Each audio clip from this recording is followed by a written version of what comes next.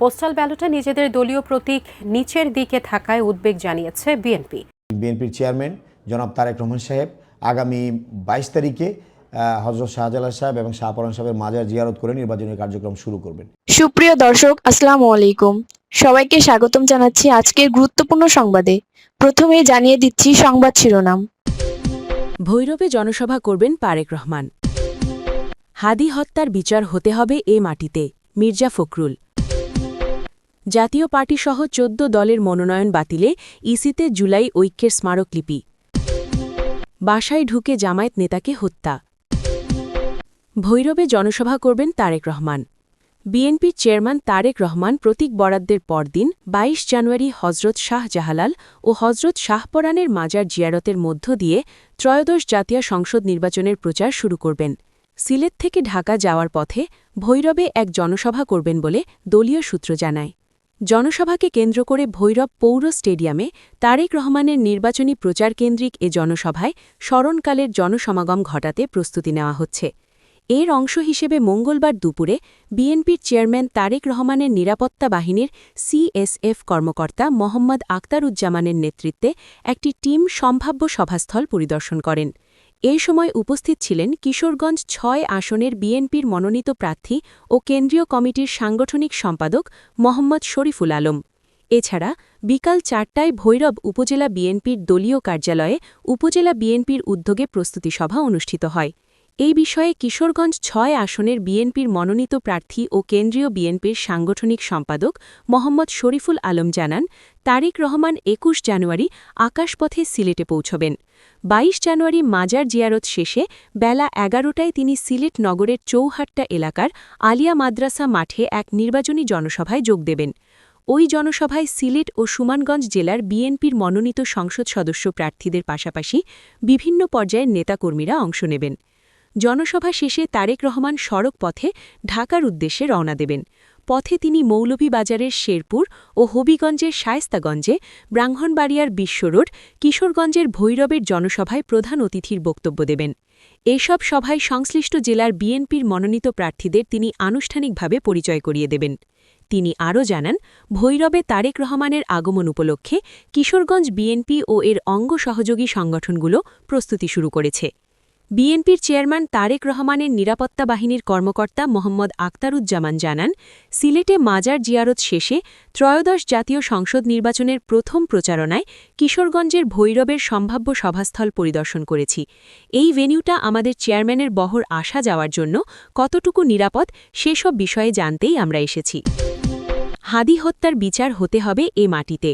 BNP ক্ষমতায় এলে ইনকালাব মঞ্চের মুখপাত্র শহীদ শরীফ ওসমান হাদি হত্যার বিচার করবে বলে প্রত্যয় ব্যক্ত করেছেন দলটির মহাসচিব মির্জা ফখরুল ইসলাম আলমগীর। তিনি মঙ্গলবার দিনগত রাতে নিজের ভেরিফাইড ফেসবুক পেজে দেওয়া এক পোস্টে কথা বলেন। মির্জা ফখরুল পোস্টে লেখেন, আজ ঢাকা এয়ারপোর্টে নামলাম, সঙ্গে আমার স্ত্রী। একটি তরুণ তার স্ত্রীকে নিয়ে এগিয়ে এলো আমার দিকে। স্যার, আপনারা ক্ষমতায় এলে জাস্টিস ফর হাদি? এরপর মির্জা ফখরুল লেখেন, আমি বললাম, ইনশাল্লাহ। বিএনপি মহাসচিব আরও লেখেন, একটি ছেলে একদম তরুণ, যে ছিল গণতন্ত্রের পক্ষে, নির্বাচন নিয়ে কি উচ্ছ্বাস, প্রচারণা চালাচ্ছিল, তাকে এভাবে হত্যা করা হল। এর বিচার হতেই হবে, মুদাসসির, সাম্য, প্রতিটি হত্যার বিচার হতে হবে এ মাটিতে, ইনশাল্লাহ। জাতীয় পার্টিসহ ১৪ দলের মনোনয়ন বাতিলে ইসিতে জুলাই ঐক্যের স্মারকলিপি। জাতীয় পার্টি, কার্যক্রম নিষিদ্ধ আওয়ামী লীগের নেতৃত্বাধীন ১৪ দল ও জাতীয় গণতান্ত্রিক ফ্রন্টের প্রার্থীদের মনোনয়ন বাতিলের দাবি জানিয়েছে জুলাই ঐক্য। ২৪-এর গণ অভ্যুত্থানের চেতনা ধারণকারী এই জোটের পক্ষ থেকে মঙ্গলবার নির্বাচন কমিশনে এ সংক্রান্ত একটি স্মারকলিপি জমা দেওয়া হয়েছে। সংগঠনটির দাবি, গণহত্যার সঙ্গে জড়িত রাজনৈতিক শক্তিগুলোর নির্বাচনে অংশগ্রহণ গণ অভ্যুত্থানের চেতনার পরিপন্থী। মঙ্গলবার ১৩ই জানুয়ারি রাজধানী আগারগাঁওয়ের নির্বাচন ভবনে প্রধান নির্বাচন কমিশনার বরাবর এ স্মারকলিপি জমা দেয় জুলাই ঐক্যের ৫ সদস্যের একটি প্রতিনিধি দল। স্মারকলিপি দেওয়ার আগে আগারগাঁও মেট্রো রেল স্টেশন এলাকা থেকে নির্বাচন কমিশন অভিমুখে পদযাত্রা করেন জুলাই ঐক্যের নেতা কর্মীরা। পদযাত্রাটি নির্বাচন ভবনের কাছাকাছি পৌঁছলে পুলিশ তাতে বাধা দেয়। পরে ৫ সদস্যের একটি প্রতিনিধি দল কমিশনে প্রবেশ করে স্মারকলিপি জমা দেন। এই প্রতিনিধি দলে ছিলেন প্লাবন তারিক, মুসাদ্দেক আলী ইবনে মোহাম্মদ, ইসরাফিল ফরাজি, মুন্সি বুরহান মাহমুদ ও অলিউল্লাহ। এতে উল্লেখ করা হয়েছে ২৪শের গণ অভ্যুত্থানে আওয়ামী লীগের নেতৃত্বাধীন ১৪ দল সরকারের সময় ১৫০০-এরও বেশি ছাত্র জনতা নিহত হয়েছেন।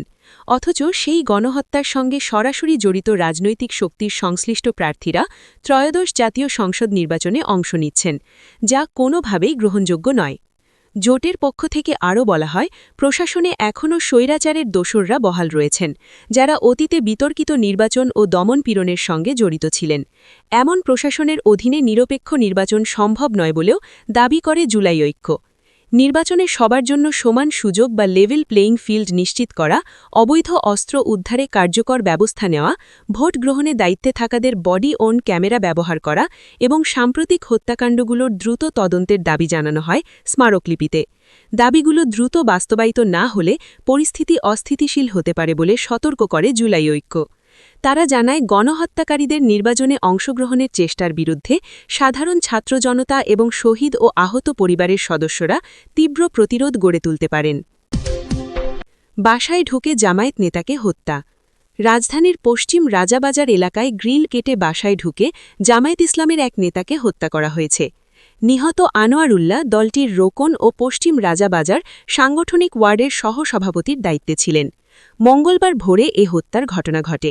এ সময় ২ হত্যাকারী বাসা থেকে ৮ ভরি স্বর্ণ ও নগদ ৫ লাখ টাকা নিয়ে যায়। পুলিশের ধারণা, চুরি করতে ওই বাসায় ঢোকার পর তাদের দেখে ফেলায় এ হত্যাকাণ্ড হতে পারে। তবে পরিবারের দাবি, এটি নিছক চুরি নয়, বরং একটি পরিকল্পিত হত্যাকাণ্ড। আজ সন্ধ্যায় শেরেবাংলা নগর থানার ওসি মনিরুল ইসলাম জানান, প্রাথমিক তদন্তে মনে হচ্ছে চুরির জন্য কেউ বাসায় ঢুকেছিল। ভিকটিমের মুখ কাপড় দিয়ে শক্ত করে বেঁধে রাখলে শ্বাসরুদ্ধ হয়ে তার মৃত্যু হতে পারে। ময়নাতদন্তের রিপোর্ট পাওয়ার পর মৃত্যুর প্রকৃত কারণ নিশ্চিত করা যাবে। বর্তমানে লাশ শহীদ সোহরাওয়ার্দী মেডিকেল হাসপাতাল মর্গে রাখা হয়েছে। পরিবারের সদস্যরা মামলার প্রস্তুতি নিচ্ছেন। জামায়াত ইসলামের যুব বিভাগের শেরেবাংলা নগর থানা দক্ষিণ এলাকার সভাপতি হাসান আল বান্না বলেন, ওই বাসার দোতলায় স্ত্রী সহ বসবাস করতেন আনোয়ারুল্লাহ। সোমবার দিনগত রাত আনুমানিক ২:৩০টার দিকে ২ জন ওই বাসায় ঢোকে। এরপর আনোয়ারের হাত পা বেঁধে শ্বাসরোধে তাকে হত্যা করে। এ সময় তার স্ত্রী অচেতন হয়ে পড়েন। পরে তারা ৮ ভরি স্বর্ণ ও নগদ ৫ লাখ টাকা লুট করে নেয়। তিনি আরও বলেন, আনোয়ার পেশায় শিক্ষক ছিলেন। অবসরের পর হোমিও চিকিৎসায় যুক্ত হন। অসহায় মানুষদের বিনামূল্যে চিকিৎসা দিয়ে এলাকায় মানবিক চিকিৎসক হিসেবে পরিচিতি লাভ করেন। সিসিটিভি ফুটেজে দেখা যায়, প্রথমে বারান্দার গ্রিল এবং পরে একটি কক্ষের জানালার গ্রিল কেটে ২ জন ওই চিকিৎসকের বাসায় ঢোকে। প্রায় ২ ঘণ্টা পর তাদের বের হতে দেখা যায়। জানালার গ্রিল কেটে ভেতরে ঢুকে তারা প্রায় ২ ঘণ্টারও বেশি সময় বাসার ভেতরে অবস্থান করে। পরিবারের ভাষ্য, মৃত্যু নিশ্চিত করেই তারা বাসা ছাড়ে। আনোয়ারের ভাতিজা বলেন, হত্যার সময় তারা বলেছে, তোকে এখন মেরে ফেলব, কালেমা পড়। তখন ফুফা বলেন, আমি কালেমা জানি, আমি নিজেই পড়তে পারব। এরপর তাকে সামান্য পানি খেতে দেয়। একেবারে মৃত্যু নিশ্চিত করেই তারা বের হয়ে যায়।